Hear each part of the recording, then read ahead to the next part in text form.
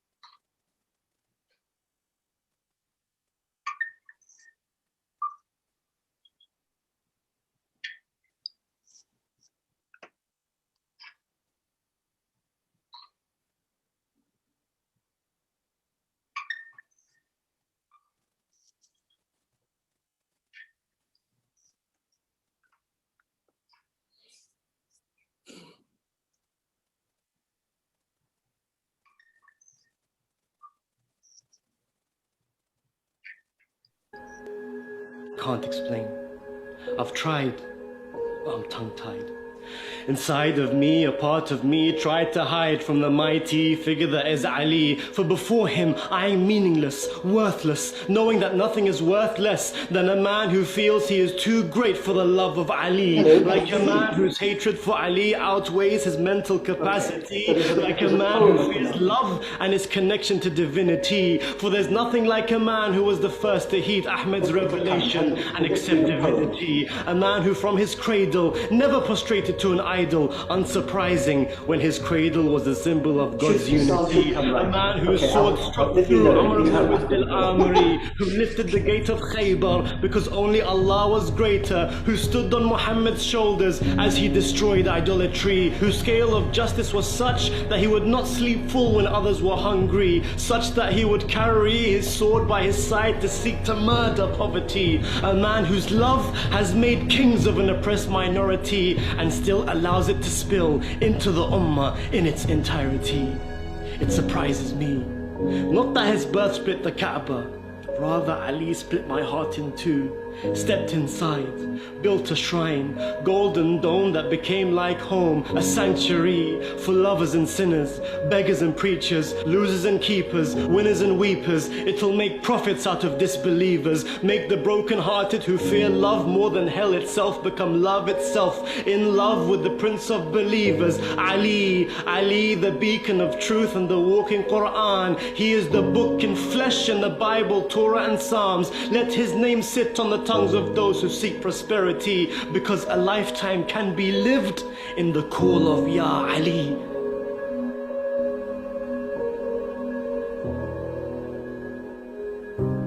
His name is not confined to the walls of Najaf. I hear it on the tongues of all. Whenever justice is sought out, for the name of Ali they call.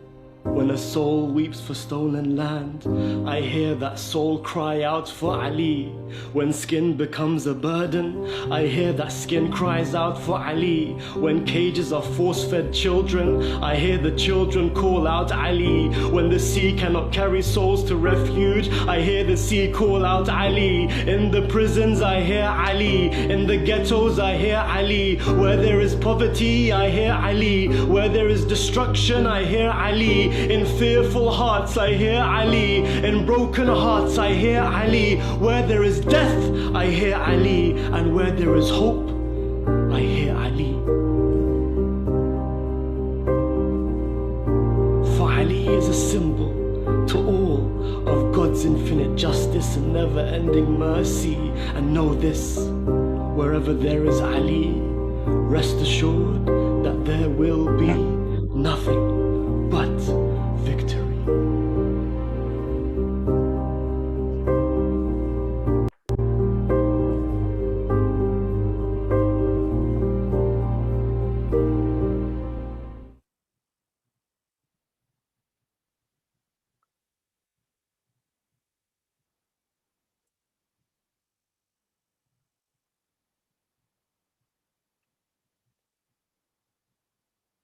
Bismillahir Rahmanir Rahim. Welcome to this very special event featuring a groundbreaking publication on the life and times of Imam Ali alayhi salam. All the more so that this event is being held in the blessed month of Rajab, the month of the birth of Imam Ali alayhi salam. The event reminds me of these words of Imam Ali when he said that use your intellect to understand something when you hear about it. That is the intellect that examines, and not just the intellect that repeats what it hears, for surely there are many who repeat the knowledge that they hear, and there are few who examining.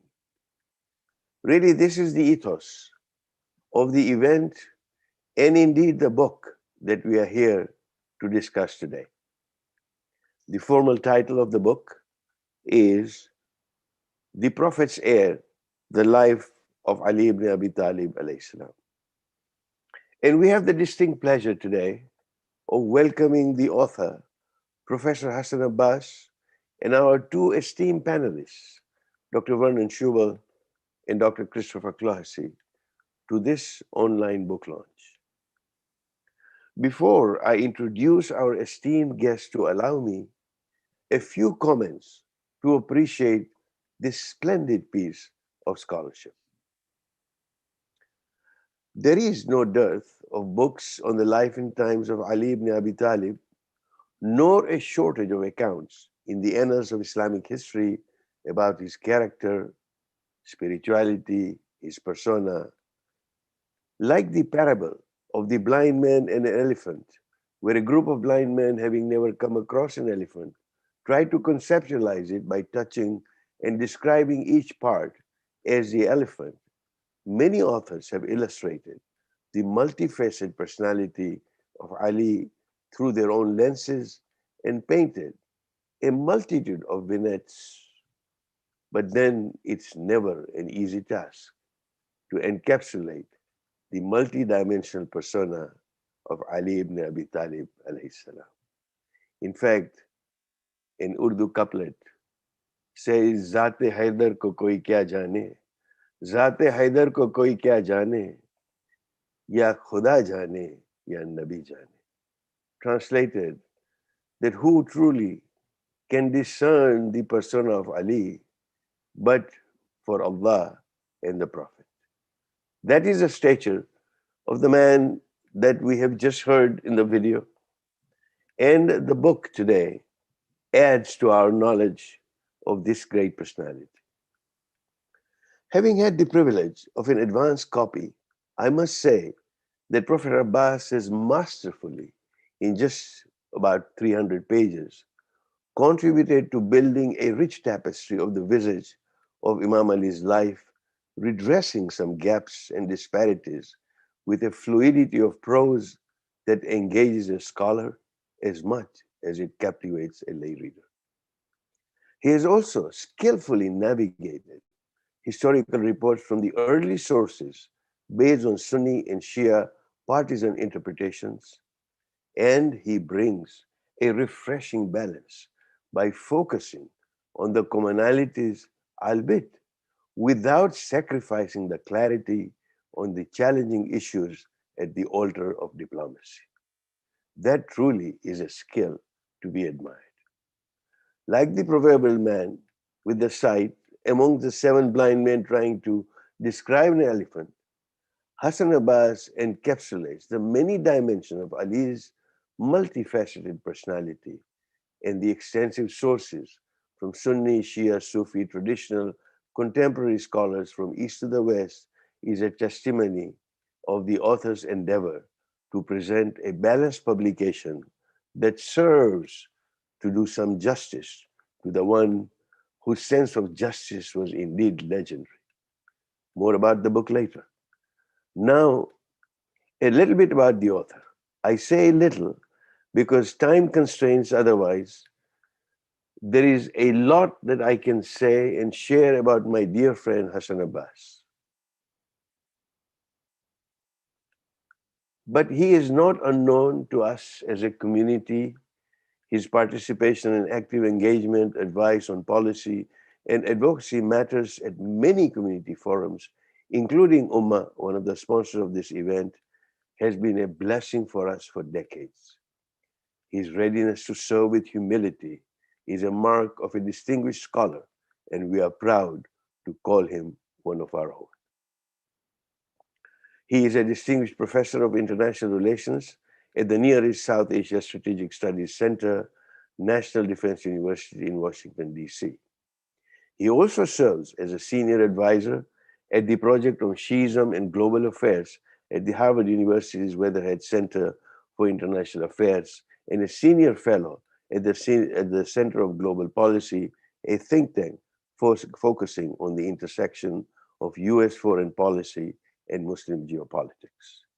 His current research work focuses on building narratives for countering political and religious extremism and law enforcement in developing countries.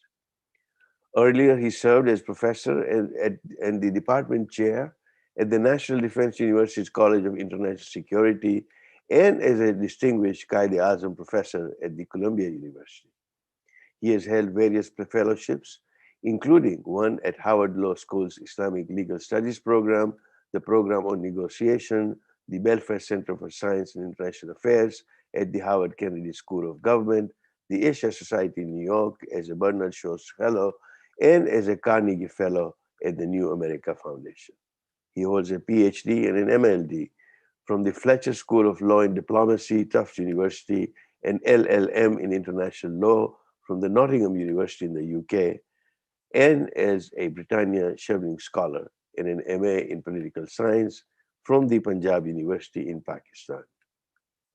Dr. Abbas has appeared on various television news shows, including CNN, Fox News, The Daily Show with Jon Stewart, News Hour with Jem Lehrer, and so on and so forth. I could go on almost for half a day enumerating his accomplishments, but his books include Pakistan's New Nuclear Bomb, A Story of Defiance, Defiance, and Deviance by the Oxford University Press, The Taliban Revival by the Yale University Press, and Pakistan's Drift into Extremism. He has edited and authored various reports and monographs, including The Myth and the Reality of Iraq's Hashd-e-Shaabi, the Popular Mobilizing Forces, and A Way Forward, ISIS Eyes of Influence in Pakistan, Focus, Fears, and Future Prospects at the Jinnah Institute in Pakistan. So, Professor Abbas, as we invite you to this August Forum, two questions. Professor Abbas, why the book? And secondly, tell us about your journey in writing this book. And before I give you the floor, I would just like to read a paragraph that I would love for you to elucidate and elaborate on. You write that it was an ending soaked in tragedy, describing the martyrdom of Ali ibn Abi Talib alayhi salam. It was an ending soaked in tragedy, and even when Ibn Muljim was killed, justice would not be served and peace would not be found. This would eventually become one of the rare moments in history where action of one would create a spiral in history, a wound that would never find a bandage. We look forward to hearing from you, Dr. Hassan Abbas. Thank you very much, Dr. Hasnan Walji. I'm extremely thankful to the organizers, especially Mustafa Abidi, to you, Hasnan Walji, and also to two very distinguished scholars, Professor Vernon Schubel and Professor Christopher Cloyce. I'm not saying it just because all of you are here, but your support and the inspiration that I got from your work has played a very important role. I very clearly remember Professor Vernon Schubel's lecture on Ali ibn Abi Talib, I think about 13 years ago at Ummah conference in DC, which has mesmerized the audience. And I still feel the spiritual significance of the impact of that lecture on me. So I'm truly honored and humbled.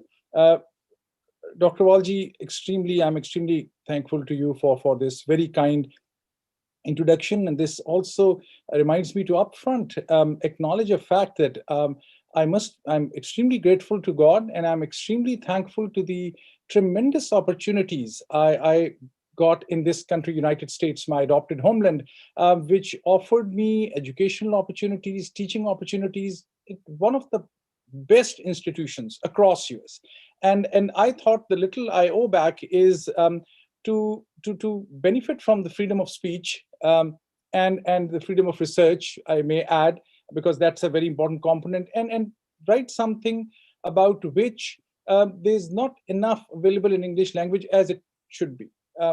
So leading this to the why question also is that so much is written on Imam Ali, in Arabic, in Persian, in Urdu, in other literature.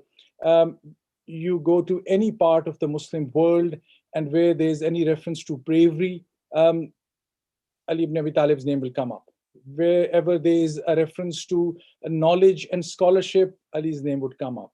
Whenever you'll go to any Sufi shrine, or you pick any book, and I am saying with a lot of confidence, almost any book on mystical dimensions of Islam, and you'll find Ali to be referred again and again. You listen to the lectures or the poetry of those who are who operate in this world of esoteric dimensions, and you'll find Ali referred again and again.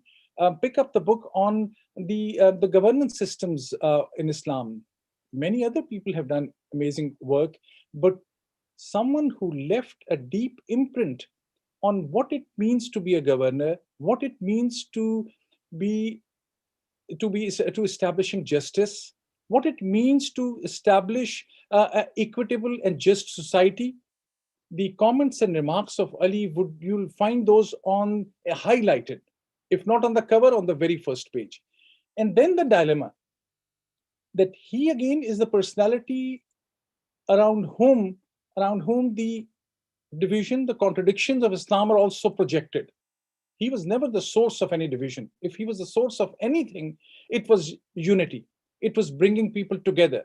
It was his struggle, giving up his own right. There was his statements and his speeches very early on, where he said, look, I am interested in justice. And he specifically said, keep aside my case. If any injustice has been done to me, I'm ready to keep that aside. But I will not allow anyone to be unjust to others in society, or to deviate from the path of religion. So that was the inspiration, that we need to step back a little bit from the narratives which are only confined to the Sufi scholars write it in a certain way, the Shia scholars and writers portray Ali in a certain way, and among the Sunnis, with so many different groups portray in a certain way, and then there's the extremists. You'll be amazed at the response one gets. Recently, 2 or 3 events, I received this one statement, which I really wish I shouldn't have mentioned here, but just to explain to the audience that when we mention all these traits and important contributions of Ali, some of the statements that come to you, there's one person who said repeated messages through different forums saying, well, we also see a reference that on one occasion, Ali was leading the prayer and he was intoxicated, and that he forgot how many prayers are in a prayer. And I mentioned to them that this is exactly a classic example of the propaganda. Think of this, with all of Ali's legacy, there were people who established their ministries and their offices just to malign the name of Ali. So this was answering the why question. Why and what Ali said that was so distasteful to some that they would distort the message of Islam and would directly target him. There are so many other personalities. Why was Ali targeted? And so in an effort to answer that question, I made this, and I just mentioned briefly 3 or 4 questions which were in my mind. I'm not still very sure I was able to answer, but at least my purpose was to start a conversation around these. And I'm also mentioning these questions because I have 2 very enlightened and accomplished scholars and they'll also, I'm sure, and you, Dr. Walji, also will help me and understand these things. And hopefully the purpose of the book is to start a conversation. And those 5 questions are, first, which I've already mentioned, despite his extraordinary credentials, why his name is seen in a controversial light by some, especially we know who, extremists. Secondly, those who are still not clear on this, they should think about why Ali, who was so central in Islamic discourse and so close to the Prophet, why his grave had to be kept a secret for 125 years. No one else comparable to him went through that stage, except his wife, Bibi Fatima, which also is very instructive. Then, thinking about faith and history, and that's a point where the historians can help us, and 2 of our accomplished, very enlightened scholars. How much of what we discuss and influence us is the fundamentals of faith, and how much is our understanding and inspiration from personalities? Is faith so much dependent on personalities that we can distort the character of a person and that will impact religion? Well, what's the relationship? Is there a correlationship? Is it important? How important it is? And last but not the least, it's so important to see why Ali, even when he thought his right to caliphate was taken away, he never made a fuss about it, in a sense that he never took up arms. And this leads to the other question, how much this spiritual elevation or spiritual status or spiritual position or spiritual responsibility is linked to political responsibility? Do these have to be together or not? That's an important question as well. About the journey, and I'll take hardly 2 or 3 more minutes. About the journey, it was a fascinating experience. It took me to Iraq, to Saudi Arabia, to Turkey, and to many other countries, dozens of times, I should say. I think on every 3 months I was somewhere, and that led to conversations. And I realized that the oral history, what we call, is not fully reflected in our written history.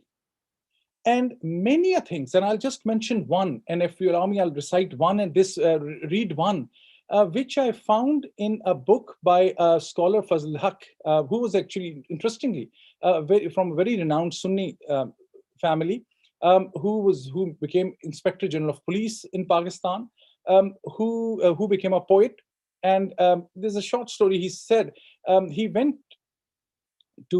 had promised himself that he would write a biography of the Prophet, peace be upon him, but he will write it in a poetic fashion. He will write it through poetry. And he says that when I promised that, my capacity to convert my knowledge into poetry or my skill, it seemed got frozen for some time. And then he went to Medina and other places as well, and he kept on praying that I am such a poet. How come this capacity has been stopped? And he got the message, a spiritual message.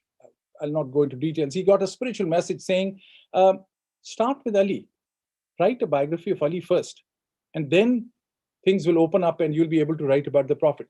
And he, in his book, called Masnavi Imam Ali in Urdu. It's out of print, unfortunately. I was able to find a copy from his son, who is a dear friend, Fazl. I hope many from Pakistan are watching. He might be watching. And I translated this, and I looked this incident, which I'm about to mention, in so many books. I couldn't find it in any mainstream Shia's book, in any mainstream Sunni book. I finally interviewed 2 Sufi masters from a very important silsila. And I said, this is what I've read in a book. Have you figured it out anywhere? And they said, of course, we mention it so often. And I said, why is it not written in books anywhere? And I'll recite this, but the purpose of mentioning this also is that a lot of materials and many of the important things are not available in written form. So the journey took me to those hidden aspects as well. This was when the Prophet, I'll just read, the background is the Prophet, peace be upon him, went for Miraj. Quran narrates that in Surah Al-Isra and Surah Al-Najm. He came back, and that's what I'm reading from. Standing before them under the desert sky, the Prophet reveals to his friends, on the night of Miraj, I have received the Kharkai Fakr, roughly translated as cloak of transcendent spiritual knowledge from God, and I wish to give it to one of you. However, first I must know, how will you do justice to this gift? So the Prophet is talking to his four companions, any four companions, we don't know their names, except Ali. He said, in other words, the Prophet asked each of them what they would do with the special status bestowed on them if they were chosen. The four men before him answered one by one, each one convinced they were right, they were the right choice. The first one promising to spread justice, the second one promising to proselytize Islam everywhere, the third promising to give a lot of charity. When the time came for Ali's response to be heard, he said simply, in commas, I will conceal people's flaws. And unquote. And the Prophet said, you, Ali, are the one who deserves to have this. This episode is especially cherished by Muslims who are the followers in the Sufi tradition. But the point I'm making, that the journey took me to areas which I was not expecting. I remember when first I read it, I said, we often think about the characteristics of a noble man, of a spiritual person. We think of so many things of honesty, integrity, truthfulness, integrity, leadership qualities. Somehow or the other, I never thought from this angle that the central feature which was liked by the Prophet, and coming back from the divine meeting, and the Prophet says, yes, Ali got it right, that it is to cover others' flaws. And I realized, oh, there is a new world that is open in front of me. I'll leave it at that. And again, I'm very thankful for this great opportunity. Thank you, sir. Thank you, Dr. Hassan Abbas. Before we move on to our next esteemed panelist, there's a question that I would like to pose to you to actually complete the picture. In the introduction to the 5th chapter of the book, you sum up the spirit and the style of the governance of Imam Ali by quoting that I aspire to restore the true symbols of Islam, usher in prosperity and secure peace, that the oppressed have no fear. Perhaps if you could just take a couple of minutes to expound on the way Imam Ali confronted nepotism, removed the perks of the grandees and the enemies that he created because of his sense of equity and justice. Thank you so much for this question. This exactly is the heart of the matter, which is one big response to the 5 questions that I had posed. The people who were against him because they were against the ideals of justice, fair play, and equity. They were against him because Ali, they knew, is not influenced by tribal affiliations. He's not going to go and give any benefit of doubt to anyone just because they are his blood relation. If there was a perfect example of justice in human shape and form, it was Ali. And that's what he had said in his first statement. It's so interesting that his first statement, or when he addressed the audience for the first time, it happened in very special circumstances, which were also unique. I would argue that no other Muslim leader, whether before him or after him, had the privilege or had the honor that the way people thronged to his door. And they came to his door not only because he was seen as closest to the Prophet. If that was enough, they would have, whatsoever happened, they would have, majority of them would have fought to ensure that Ali is the first caliph. That never happened at that time. It was a slow realization among the top Muslim leadership and Muslim community. There were reasons which I'll not go into at this time. I've tackled those in detail of what had happened at Saqifa. But coming to the point that you have asked, it was about justice, and I was really surprised as a political scientist, purely from that neutral lens, when I looked at his major statements and his major policy decisions when he became caliph, that it was always well-being of the ordinary people. The famous case where he found a Christian person who was very old, who was badly treated on the street. He stopped everyone and said, well, he would never mention the faith of a person. Famous from his well-known quote, there are two kinds of people, either your brother in faith or your brother in humanity. He stood by anyone, irrespective of their not only faith, whether Christian or Muslim or Jews, and all were there in the community, but also whether they were on his side or against him. We often mention about Kharajites. Kharajites were his worst enemies. People forget. Many historians would not even mention it up front. He said, I will pray the funeral prayers of Kharajites. These are our brothers who have gone the other way.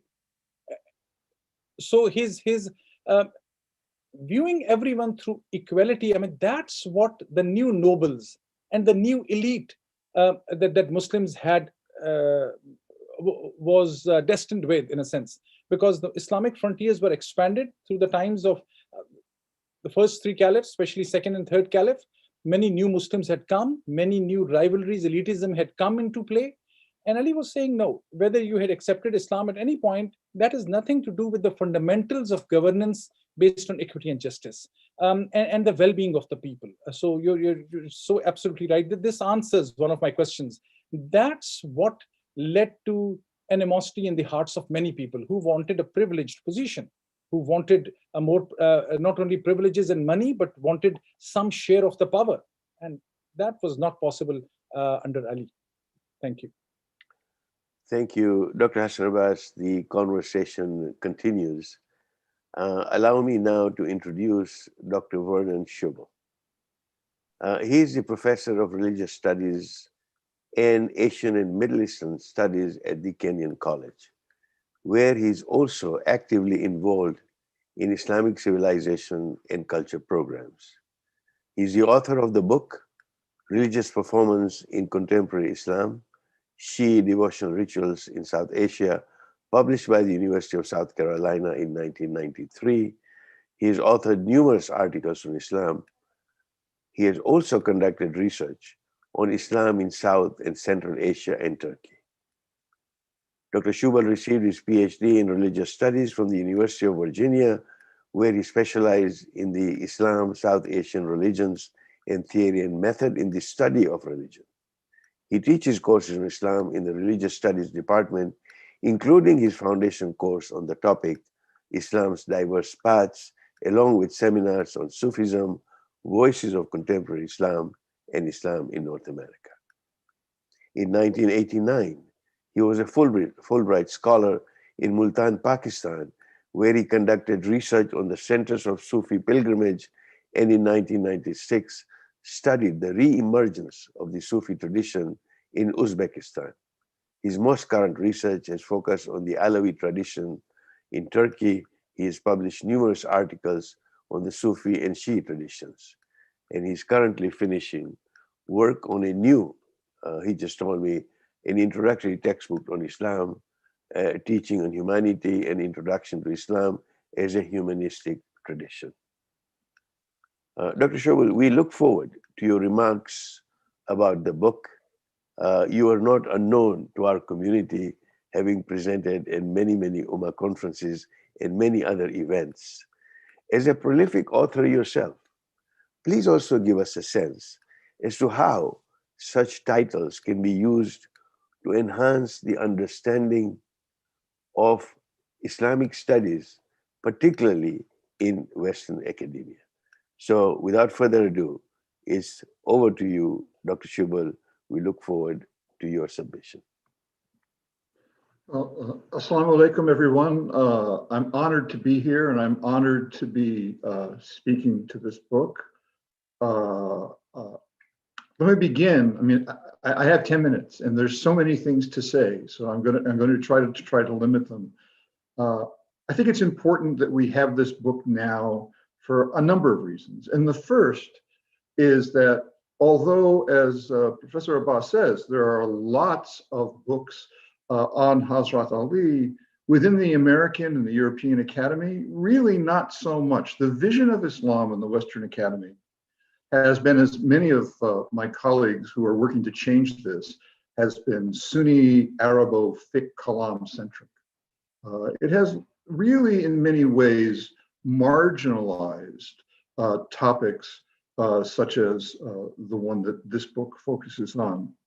And I think that's in part because the West wants to see Islam solely as a discursive tradition, as Professor Talal Asad has tried to define it, and in so doing marginalizes the affective traditions of Islam, the traditions that are rooted in concepts of muhabbat and ishq, and in particularly love and devotion to the Prophet Muhammad sallallahu alaihi wasallam and Hazrat Ali alayhi salam. When I first traveled to Pakistan to do my first time ever to go to a Muslim majority country, I knew, I was 30 years old, and I knew I'd find love for Ali in the Shia community. What I did not expect and what I found was the depth of love for Ali outside of that tradition, particularly in the Sufi tradition. And I think we need to be honest here. The Sunni tradition and the Sufi tradition are not separate, either in South Asia or in the rest of the world, as I'll say later. So much of the way in which Islam finds its way into introductory books of world religion wants to de-emphasize the importance of love for the Prophet Muhammad.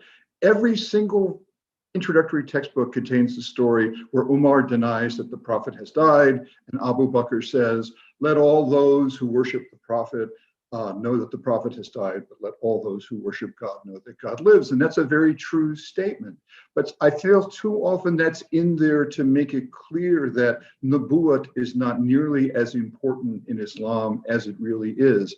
As Vincent Cornell once said on a talk on NPR that still sticks in my mind, we can say the Prophet is just a human being if a ruby is just a stone. And in that sense, there is a way in which Muslims have understood the love for the Prophet is really central. When I first started studying Islam, my very first professor, when I said, how can I really understand Islam? He said, you really need to know the life of the Prophet. And it took me years to realize why that was so important.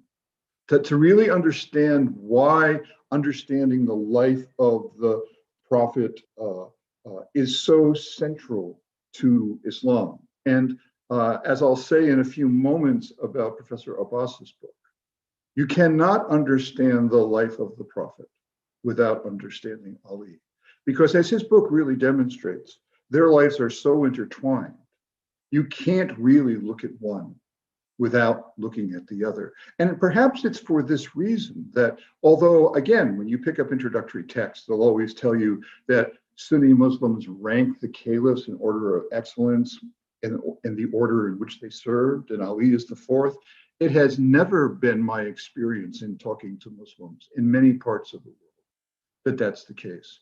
There's something special about Ali in the hearts of Muslims.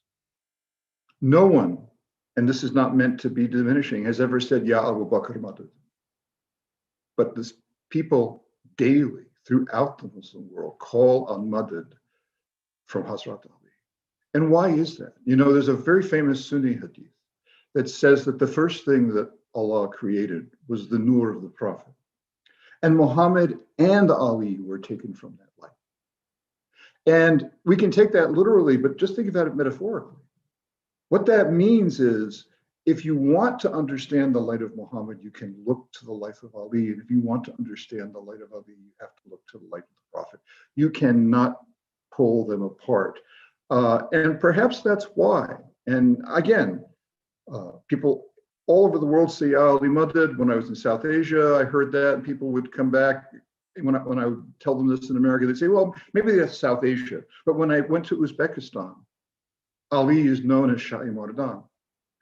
Ali is known so much so that when I talk to Naqshbandis, who are often portrayed as the Sufi order that goes through Abu Bakr and not through Ali, so many of them said, yes, but we have another silsila that goes through Imam Jafar al-Sadiq. So Ali is everywhere. In Turkey, he is Shah of Lian. to the Sunni majority and to the Bektashis and Alawis. And finally, in Sunni Egypt one day, I saw a munshid performing before thousands of people in the open air. And he said, Ya Rasul min Nurullah, Ali Ali min Nurullah. And there are very few Shia in Cairo. And this got a tremendous response from the crowd because Ali has this special relationship with the Muslim community. And I want to just point out, having said that, the three things that I take away from this book, there's so many more, but there's three directly.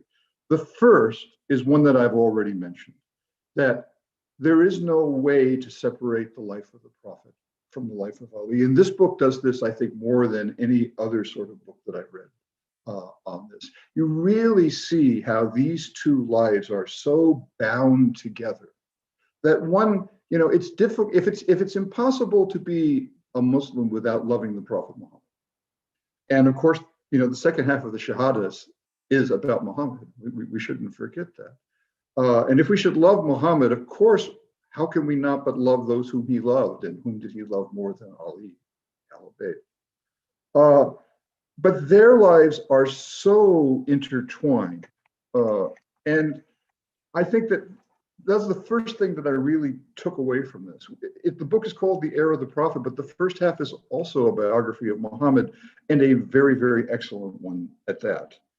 The second thing I take away from this is something that I think really is important to recognize.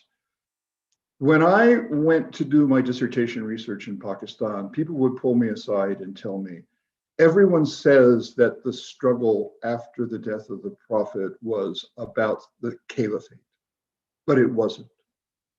It was about the imamate. The thing that makes the Sunnis and Shias distinct from each other isn't about primarily that which was Ali's right, which was the caliphate, but about his status as the imam.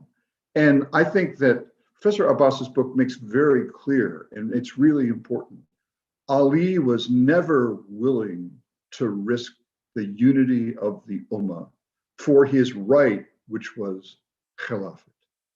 And, you know, this got me thinking about Ghadir and what happened there. It's interesting. The Prophet didn't say, you know, Ali will be the Khilafat. Ali will be the Khalifa. He named him as Mawla. And in so doing, he pointed out that no matter what happens, no matter if anybody recognizes it or not, Ali is the spiritual leader of the community. Ali is the guide for the community. That's not something human beings get to decide.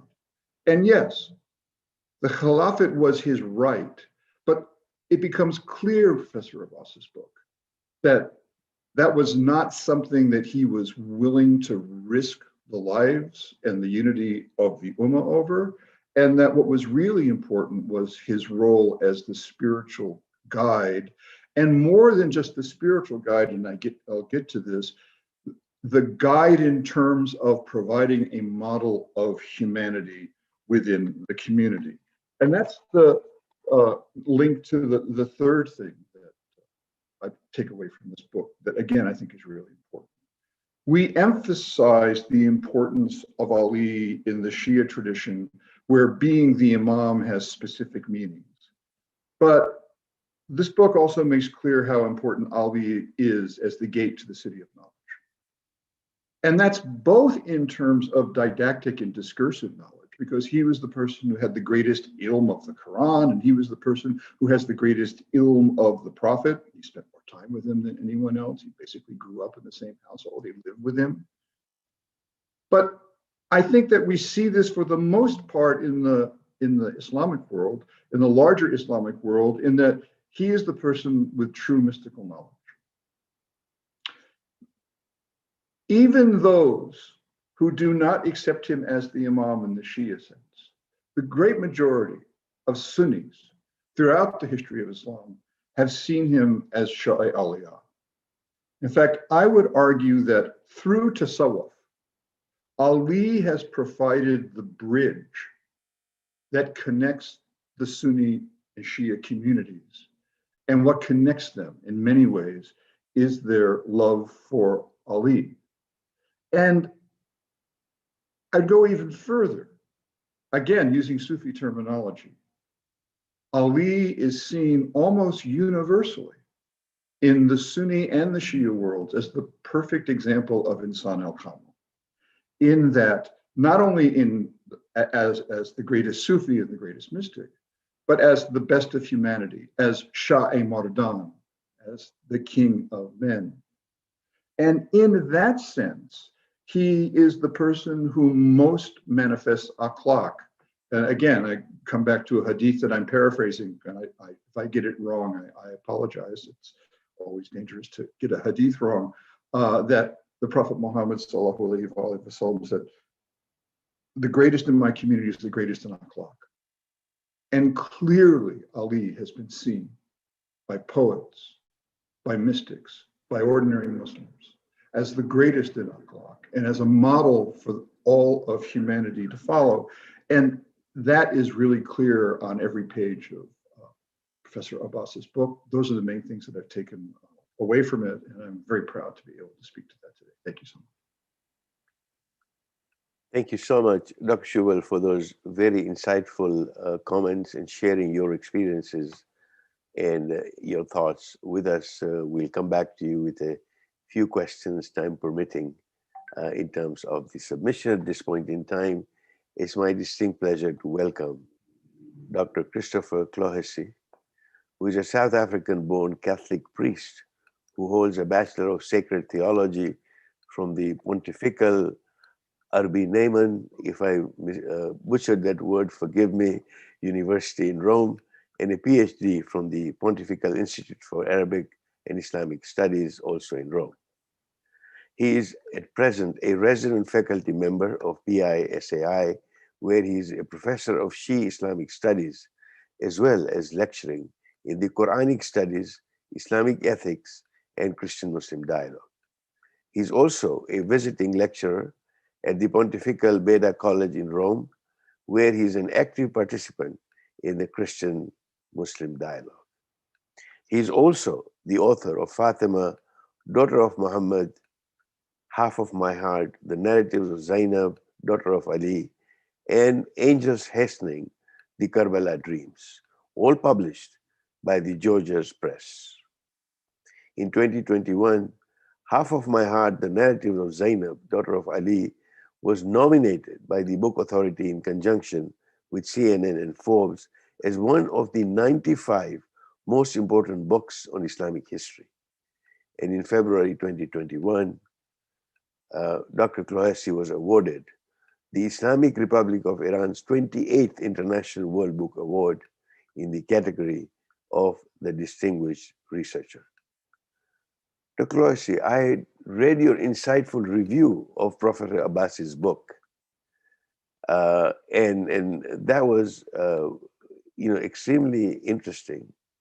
And you write that in its final chapter, as if in response to all these allegations and accusations, the author outlines the humanity and the quality of Ali ibn Abi Talib, by which such skepticism and doubts are effortlessly negated.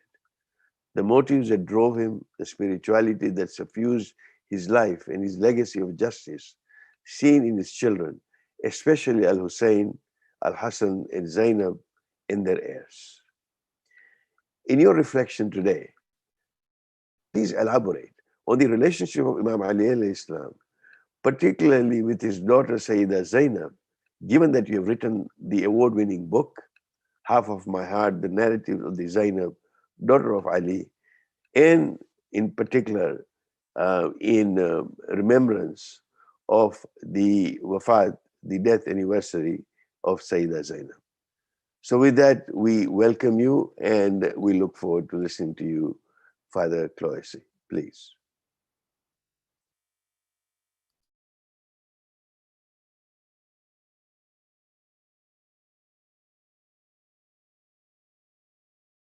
If you can possibly unmute yourself, Father Clohessy. You're muted, sir.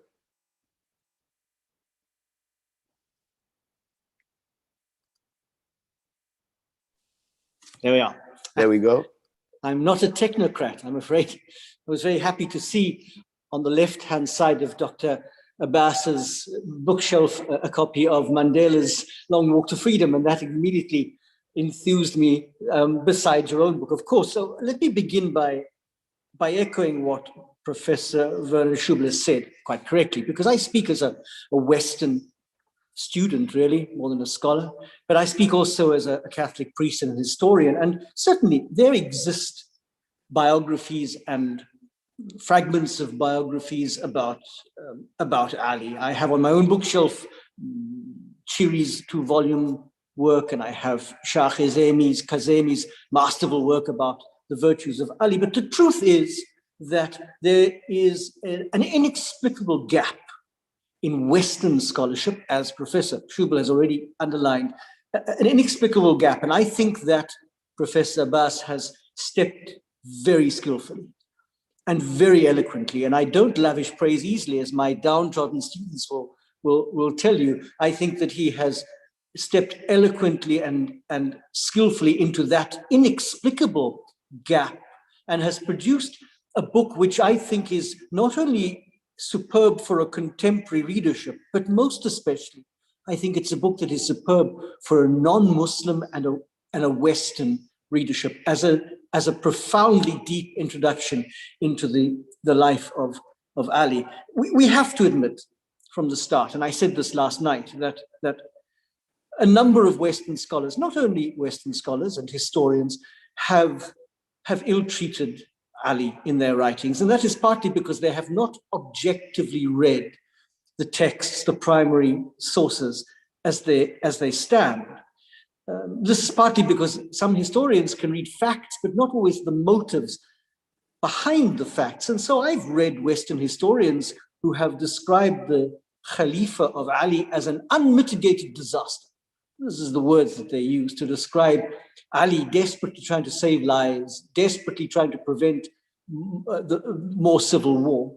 So a number of those famous events, obviously what happened at Ghadir Khum, obviously that chain of events like the Saqifa event that took place immediately after the death of the Prophet, but also more importantly, the meaning given to the words spoken by the Prophet, for example, at Ghadir Khum, not the actual words themselves, which are not disputed, but the meaning behind those words, those have not always been read objectively and carefully, I think, by a number of Western scholars, so that Ali, like his first son, Al-Hassan, is quite often portrayed in quite an unflattering light. And I think that Professor Abbas, more than anything, has stepped into this gap and has produced in these very compact, very beautifully illustrated chapters, has produced a corrective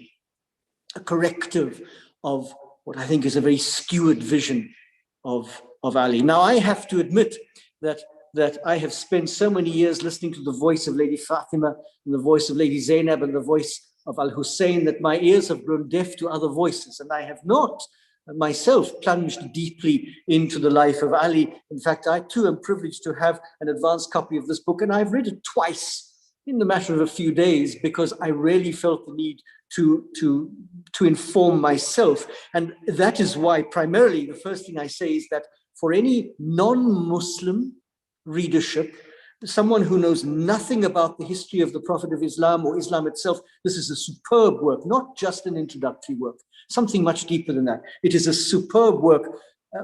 And Professor Abbas uses a language of which I can only stand in envy. That description, for example, of Mecca as a place over which hangs what he calls a subtle taste of spirituality. I envy that phrase, and I wish that I'd used it in one of my books, because I think it is a perfect description of the Mecca into which Ali was born, but more especially the Mecca in which he lived out so much of his life. The professor has given a non-Muslim readership a sense of the ambience of that place, of the texture, if you like, of what was happening both in Mecca and also in Medina. And while I agree, I think he gives a very good introduction to Muhammad himself, he never loses sight of his principal subject. His principal subject is, of course, Ali, who is inseparable from childhood, from the Prophet of Islam. I think that Professor Abbas has shown us beyond convincingly of the impact that Abu Talib, Ali, has on Muhammad's life, so that I agree with Professor Shubal. I think that you cannot understand the life of the Prophet of Islam if you do not read and understand the life of Ali, who would have been just a boy when the Prophet began preaching, and yet he is, with Lady Khadija, the first to submit, the first to pray, the first among these eager and loyal volunteers. There's that famous Yawm ad-Dar incident in which this young Ali volunteers to be the one who will help the Prophet be his brother, his executor, his successor, when all around him remain silent. So I think that the professor, over these series of chapters, has laid out in a convincing, a readable way, a scholarly way, all of these elements that convince you of Ali's importance, the fact of who he is in the Prophet's life as the closest male, the son-in-law, the cousin, more than a cousin, a brother, that he's willing to give his life for the Prophet, that he's the first to pray with him and believe in him, that he is ready to carry the standard in battle for him and place himself in great danger, that he acts as a regent when the Prophet is absent. All of these things. And then, of course, the crowning glory for me is the divinely ordained marriage to Lady Fatima, which suggests the increasing prominence of Ali in the community. These important historical moments that are easily overlooked when people read the history of Islam, at least the historical evidence of Islam. I am particularly interested, of course, in chapter 5, which is about the Khalifa of Ali, because this is where so many historians refuse to accept anything credible about him, leading up to his own murder in the Kufa mosque, but most especially his attempts to save lives, his attempts to prevent bloodshed. And these motivations are the motivations that the historians do not always read when they read about the way that Ali dealt with the Khalifa that is given to him. These battles, Camel, Safin, Nahrawan, these battles that he engages in, not for the sake of fighting, but in order to preserve Islam, these negotiations that so many people just call compromise, but they're not compromise. Saving lives is never a compromise. And so the skepticism and the doubts with which Ali is read, I think, is corrected by what I say, and I do not say this lightly, is a superb work of biography and history.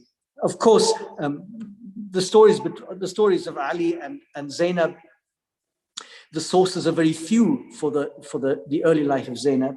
So we know that Ali heard her praying and was profoundly moved by her prayer, that he heard Lady Zainab reciting maybe some fiqh and some tafsir and was profoundly moved and eventually asked her to become a teacher. But more important for me is that Zainab is described as one who speaks with the tongue of Ali, that she runs after the tongue of Ali, or the tongue of Ali runs after her. So she stands before these two great tyrants of her day, just as once before her father stood before tyrants, and there, speaking as her father would have spoken, speaking as her brother Hussein would have spoken, there Lady Zainab gives the justification for all of that history and how it developed. And so in a moment you have encapsulated in this extraordinary woman, this extraordinary father who has taught her and in whose shadow she has grown up.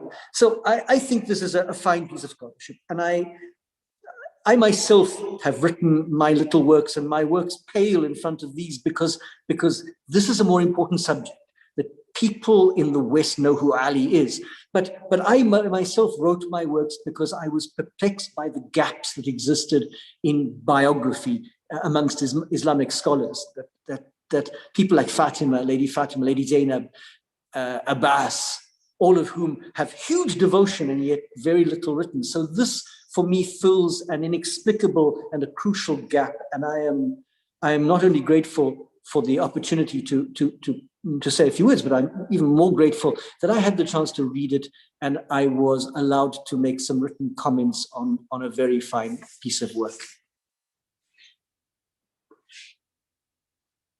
Thank you, Father Clohessy, for elucidating and sharing your words. And thank you also for your service to add uh, Shi thoughts and literature in academia. Your works obviously are of immense importance.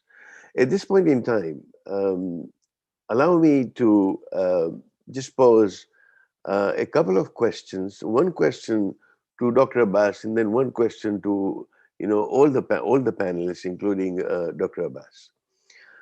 Uh, Professor Abbas, the penultimate chapter, uh, you cite sermons that give rise to the spiritual movement that came to be known as what you describe as the Sufi tradition. Interestingly, and I'd love to also hear comments by Father Cloyce on this particular point, is you introduce this Catholic symbolism stating that Ali is considered to be the patron saint of the Sufi tradition. And obviously, this is peppered with quotes of Ali's adoration from many Sufi masters like Rumi, Sadi, Hafiz, and all that. So, give me some sense of the use of the word patron saint, which to me is probably one of the first time I came across appellations given to Amirul Mu'mineen Ali ibn Abi Talib alayhi salam with many, but patron saint maybe was not one that I had read before. So first, Professor Abbas, and then Father Cloyce. Thank you so much, Dr. Walji. First, let me say that I'm truly not only honored, but I'm speechless after hearing the feedback and comments from the two very illustrious speakers. I say it with the core of my heart. I think on the day of judgment, I'll be able to take these two statements from these two people as certificates to request for my salvation. I'm very convinced, if they allow me.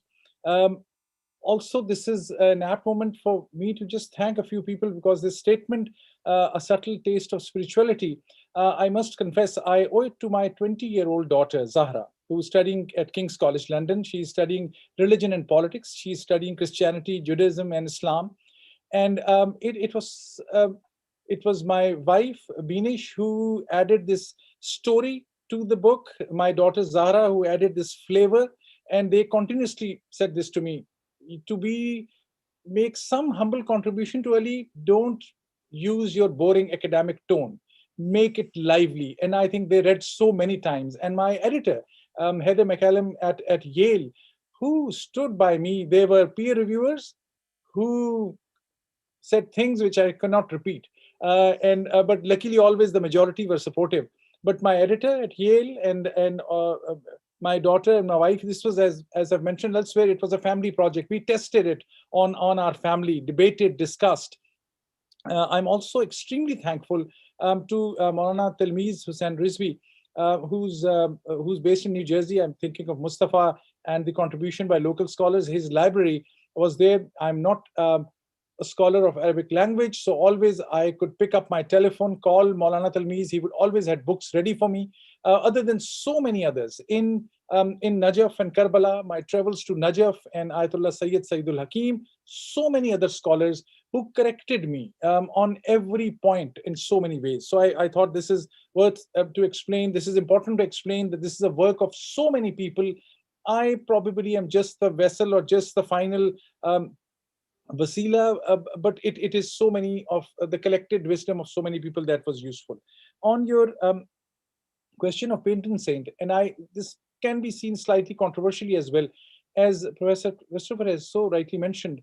My target audience, if I may call that, was also the Western audience, both Muslim and non-Muslim. And I was looking at many discourses on Rumi, for instance. There has been an effort in Western, not academia, but Western scholarship will also be not the right word, but the popular Western media saying Rumi was a great mystic. He was not necessarily a Muslim. Saying things to the effect that the Sufi and mystical tradition somehow is another parallel tradition. And I was trying to figure out a Western concept or a Christian or Jewish concept which allows me to explain to my audience what is the real meaning when we say the great Sufi master. Probably I could have picked even a better word, but spit saint, although they may not fully explain it, was the phrase I found to be most relevant. My colleagues here and my mentors, both of them here, can explain better. But that was the reason I picked this word. Also, I found I've been part of some WhatsApp groups within the Muslim groups, mostly Shia groups. And if I may dare say, with all the respect, I greatly learned from those. But the huge debates about Ibn Arabi, whether Ibn Arabi was even a Muslim, and it was so distasteful or so challenging, because there are so many who would say Sufi is not the right word, Arif is the right word. But some will say no, Arif is the Shia Sufism. With such a beautiful concept, there have been so many interpretations creating confusion. So I was looking for the best ways. So I've used the word Sufi, I've used the word Arif, and I thought if I have to explain it to my Western audience, whether I've done right or not, my Professor Christopher Cloyce especially will correct me. But that was the understanding, that was the reason. Thank you.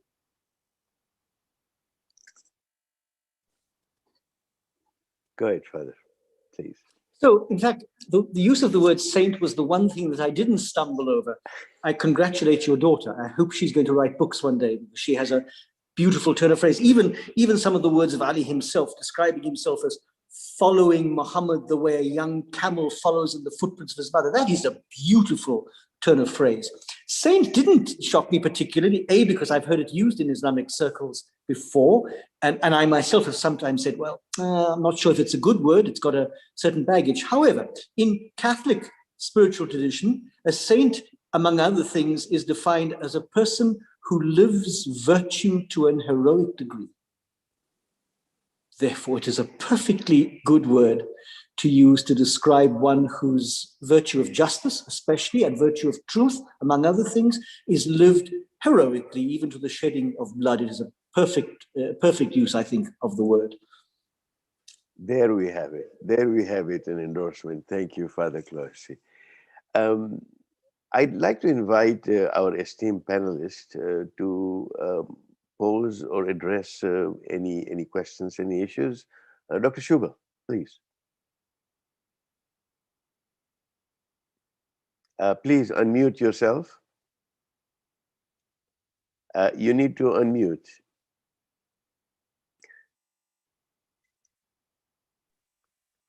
There we go. Thank you. Well, as long as we're raising the issues of Sufism here and of Ali speaking outside of the Shia community, I'm wondering what your thoughts are on the way in which Ali speaks and unites the minority Shia community with the majority people who identify as Sunnis through that Sufi tradition, but also just through his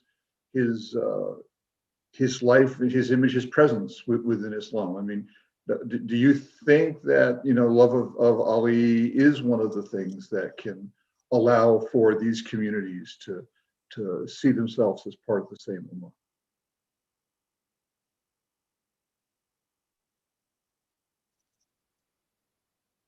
Professor Abbas, please unmute yourself. Yeah.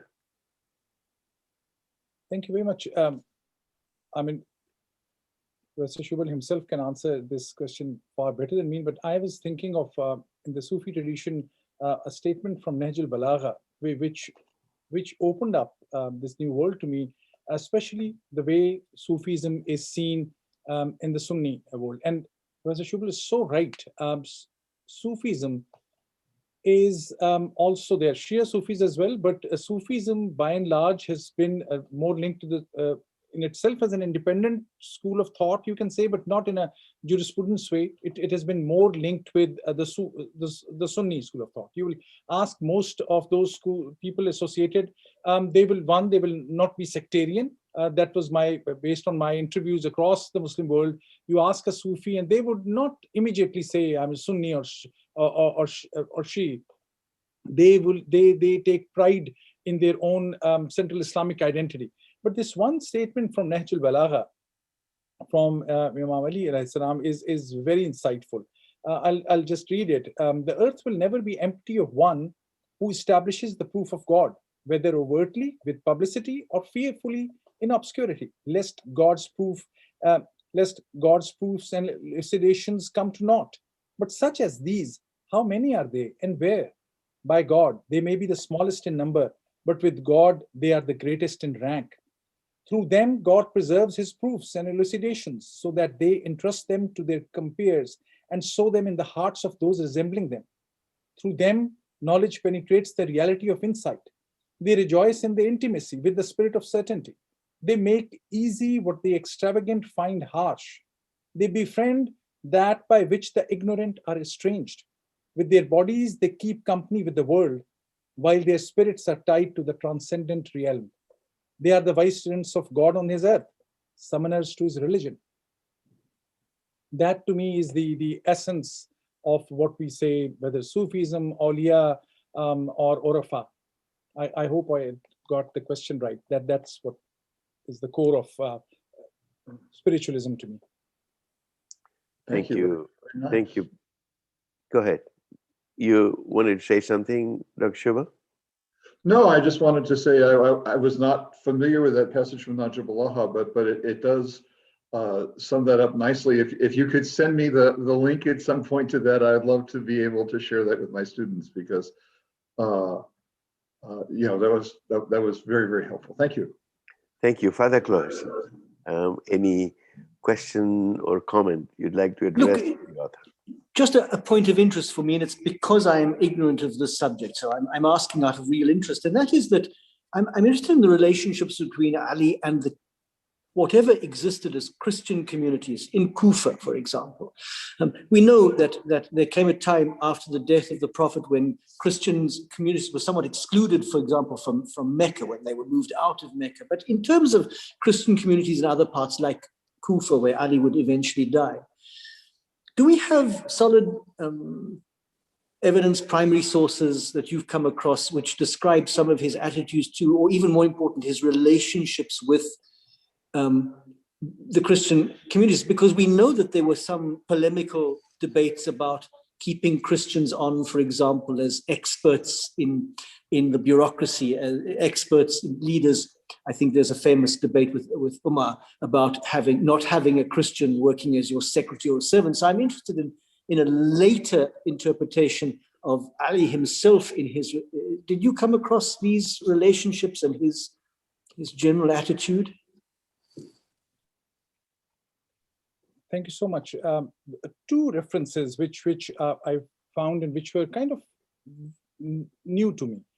One is first to the Prophet, as was rightly mentioned. You cannot understand Ali without the Prophet, or vice versa. But there's this famous incident. There's this famous farewell speech by the Prophet, peace be upon him. There's other statements during his last days, Ghadir Qawm, of course. But one very interesting sermon or very interesting statement from the Prophet is during his last few minutes or hours. And that is where he mentions Christians. And I think that's what Ali borrowed learned from him or borrowed from him. First is this famous incident that the Prophet said, bring me a pen and paper. I'll not go into that. It's slightly controversial for some, but it's a very well-known fact from mentioned in Sahih Muslim and Sahih Bukhari as well, or one of these two. When the next day, when the Prophet was slightly unhappy, quite unhappy, I should say, and he said to everyone, you're not giving me pen and paper to write what I want to. No one knows what he wanted to write. People have interpretations, and Prophet said, leave me. Everyone left. Next day, according to one major source, I think Tabarasi, some of the people went back to the Prophet and said, Prophet, now we are ready with pen and paper. Would you like to tell us what you want to say? And it's so interesting. I hope I'll find the reference right away. I will find in a minute or so, but I'll paraphrase till then. The Prophet responded by saying, no, the moment for that is gone, but I have some final thoughts and guidance for you. And in that final statement, the Prophet emphasized that take care of of those who were dhimmis. Dhimmis at that moment were either Christians or Jews. Exactly the same moment was repeated when Ali was on his during his last moments, and he talked to Hassan in his final will. There is a longish will which is separate than this in his final moments. Ali almost word by word repeated what the Prophet had said, and I'll repeat. He said, fear God with regard to those who have a right to your protection and hospitality. Fear God with regard to the protection granted by your Prophet, and do not allow the dhimmi, non-Muslim, to be oppressed among you. Now, the dhimmi was only Christians and Jews. So that tells me that there most certainly were even significant number or sizable number of Christian Jews, which was so important for both the Prophet and Ali in his final moments to say, look, if we have to tell you final three things, one of that is to take care of the minorities among you. That tells me that that's as an evidence.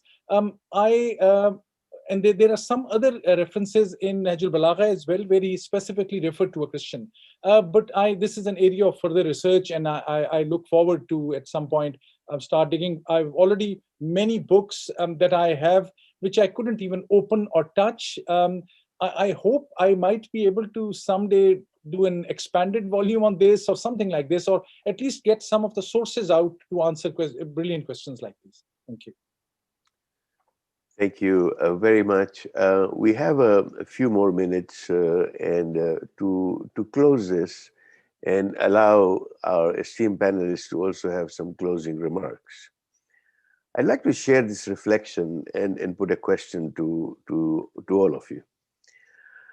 Using a quote by Professor Muqtadar Khan, Hassan Abbas drives a point which was very interesting and perhaps one of the ethos of what this book may be able to do. And the quote was that everybody loves Ali. If Ali can help Muslims to come closer to God, and we talked about Irfan, Sufism and all that, that if Ali can help Muslims come closer to God, why can't he also be someone who brings Muslims closer to each other? Indeed, a profound quote.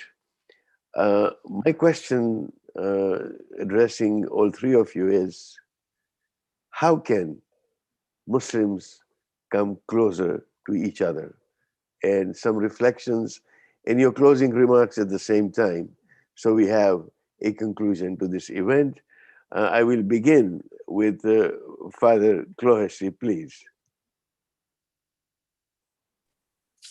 Of course, it is an interesting question, and it's curious that as we stand on the eve of the Pope's visit to Iraq, where he will certainly go to Najaf, I'm not sure if he will actually visit the shrine of Ali. Some people said this, but it doesn't matter, because as Brother Nouri said in that beautiful poem we heard earlier on, the name of Ali, escapes Najaf and escapes from there into the world. But people have asked me, do I think that the Pope's visit there will help to bring Shia and Sunni together? I don't, because I think that it's not his field of expertise. It's not his competency to do that. I think that's a divine competency, God's competency, to bring people together in such a profound way. But I think, and it relates to a question that you asked right at the beginning in terms of personalities, the importance of personalities vis-a-vis faith. I think that personalities are crucial in faith. The great problem today, both in the East and in the West, in academia, is that sometimes the scholars who are writing, they mix up practices and principles. And this was a point was made years ago by a very good scholar, that you don't ever want to do that. What a religion teaches and how people live that religion is not necessarily the same thing. And we don't want Islam judged on the way some bad Muslims live it. Anyone can explain the existence of bad Muslims. It's how to explain the existence of good Muslims. That's where you really have an issue to describe, in the same way as Christianity. And I think that in the same way that you could visualize that, I think that certain personalities play an increasingly important role in people's faith. That's why we have saints. That's why we have people who who visit the shrines of the great saints, if you like, in Sufism or Tasawwuf, the great saints in Shiism, because personalities affect our faith, the way they affect our politics, the way they affect the things we like and dislike in life. I think they are crucially important. And therefore, we have to find the personalities who are able to bridge gaps. Again, as an example, people were saying, well, you know, the Pope is going to meet with Ayatollah al-Sistani, but he's in Najaf, he's not in Qum. Well, in fact, he studied in Qum and in Najaf. So he's a personality who straddles, if you like, both theological traditions. I think that this is what Professor Shubal said earlier, that Ali straddles the two great families of Islam. And this is most highlighted, of course, in the devotees of Tasawwuf who look to him as a master without necessarily being Shia. I think that he straddles these two great families of Islam and is one of the personalities who is able to bring them together. But there has to be that desire. Unity is not something that happens automatically, just as peace doesn't happen by chance. It takes hard work by intelligent people. And I think that this book is one of those aspects that adds to that. If I as a non-Muslim read this book and I'm enormously attracted by the personality of Ali, how much more a Muslim reading this book is going to be attracted by the personality of Ali? So I think that his personality alone is the thing that could well, through books like this, bring the two members of the family a little closer together. I'm not sure if that answers the question, because it's a profoundly difficult question to answer. Thank you. Thank you for those, very profound comments. Dr. Shubal, please. Well, let me come at this a little bit more sideways. It strikes me over the last few years that one of the things I've been learning about Islam is how important what Islam is about in terms of finding our humanity is in controlling our nafs, the part of us that is more animal than human. And when we look at the history that Professor Abbas describes in the book, Muawiyah, Yazid, Marwan, in their search for power, they were feeding their nafs. But even if we don't want to judge them, because we maybe shouldn't judge people, it's clear that Ali was always controlling his nafs. That at one point, I noticed one of the things Professor Abbas said, that in Islam, it's not wrong to be rich. I forget which page that's on. But I would point out that it always struck me that I think if you were to ask anyone in the 15th, 16th, 17th century, what's the main thing that we should, that you think about when you think about the Prophet or Ali, they would probably say he was a fakir. And he was a fakir who stood with the poor. And, Ali, as a person who spent his whole life controlling his nafs, he had a right to the khilafah. I don't want the people who are listening to think that, by emphasizing the Sufi part of Ali, that I'm denying the fact that him as a model for social justice or the person who had the right to be caliph. But he would not feed his nafs and grab hold of my right is there, and because of my right, I'm going to do whatever it takes. He could not be fooled by his nafs, convincing him to do other than what was right in order to take power. And I think if we look at Ali as someone who is this model of how we are in control of our nafs, and again, if we're going to look at the Sunni Shia thing, I think one of the things that I think is very important, Iran may be a Shia country, Rumi has never gone out of print.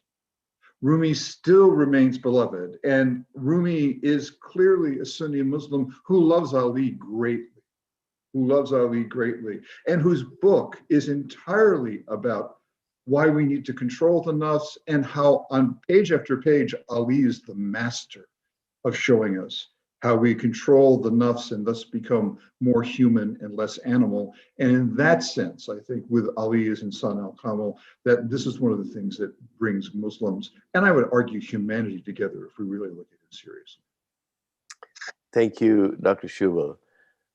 Professor Hassan Abbas, along with the question that I posed, that why can't Ali be someone who brings Muslims closer to each other, please also reflect on some concluding remarks for us today.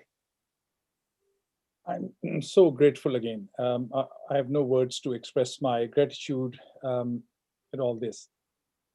First and foremost, a quick point which I need to learn more from Professor Shubal on.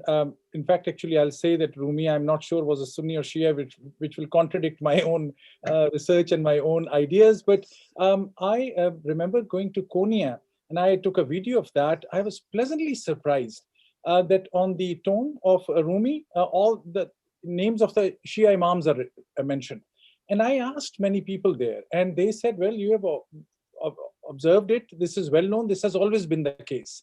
And then there are verses of Rumi, which some of those were taken out from his divan, but also would give you an indication of his, if neutrality is not the right word, but his critique of why Ali's right was not given. So that's an area of further research. I will be very happy think of Rumi as a Sunni, because that he acts as a bridge, bringing everyone together, whatever we call him. But also I am still, that's an area of research to me, which I want to look at further areas, because it seems to me he was a very, at least very neutral, if not leaning towards Shiism, but that becomes irrelevant.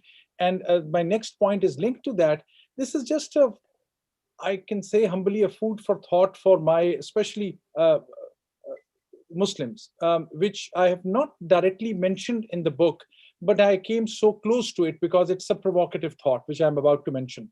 But nonetheless, I think I owe it to the listeners now and those who watch this recording, thanks to Brother Mustafa Abdi, whose amazing contributions in the service of Muslim community in America have to be recognized. This statement in Quran al-Hakim, Bismillah ar-Rahman ar-Rahim, وَاعْتَصِمُوا بِحَبْلِ اللَّهِ جَمِيعًا وَلَا تَفَرَّقُوا وَلَا تَفَرَّقُوا. The word with firqa and sect. I often think it is so categorical and clear that anyone who, after reading this verse and thinking about it, emphasizes about their own sect is in direct violation of God's command.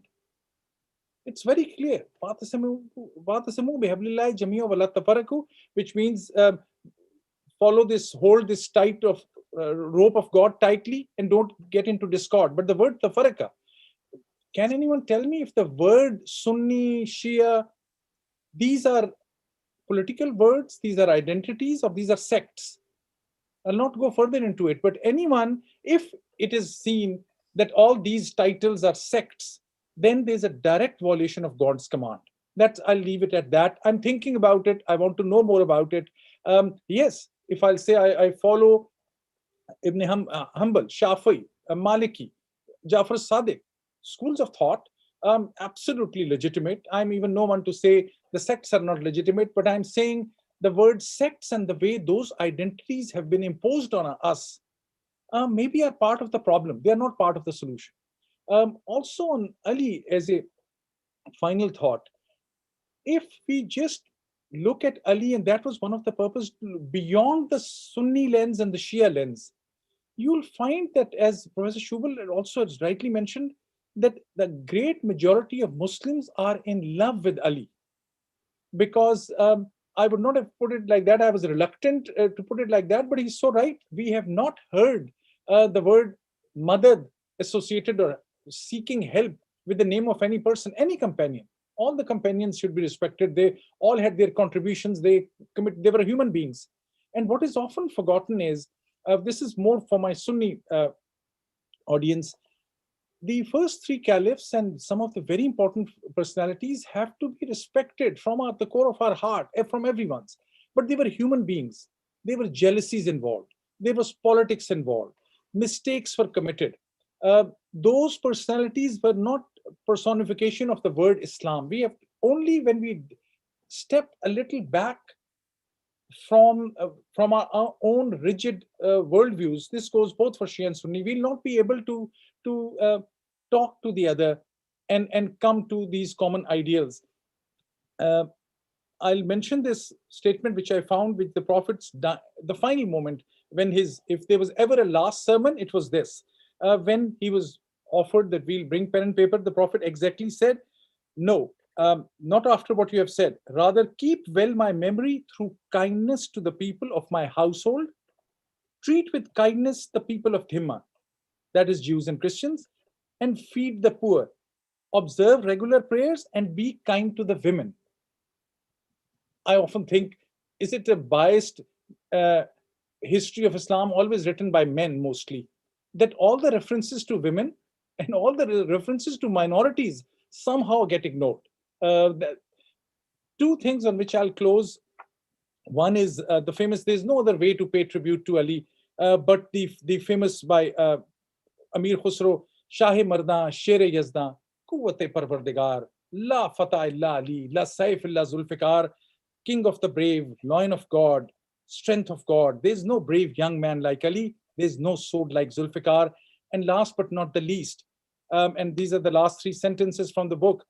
And so, even when the sword struck him, to Ali, on the final day, in his final moments, his last words rang truer than anything else. The line of God's last roar was as gentle as it was honest. By the Lord of the Kaaba, I have triumphed. Thank you very much. Jazakallah, thank you so much. Thank you, everyone, for your contributions, your thoughts, your words of wisdom.